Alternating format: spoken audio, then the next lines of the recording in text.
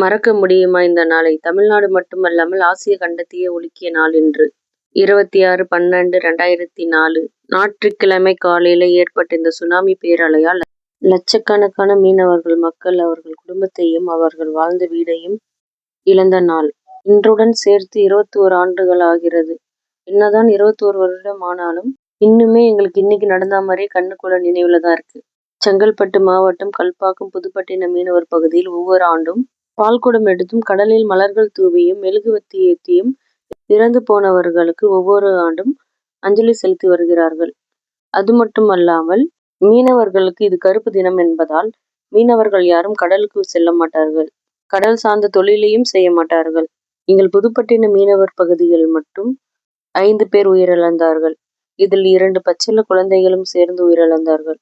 அது மட்டுமல்லாமல் நூற்றுக்கணக்கானோர் வீடுகளையும் அவர்கள் உடைமைகளையும் இழந்தனர். நாங்கள் கடவுள்கிட்ட வேண்டிக்கிறதெல்லாம் திரும்பவும் இந்த மாதிரி ஒரு நாள் வரக்கூடாது என்பதுதான்.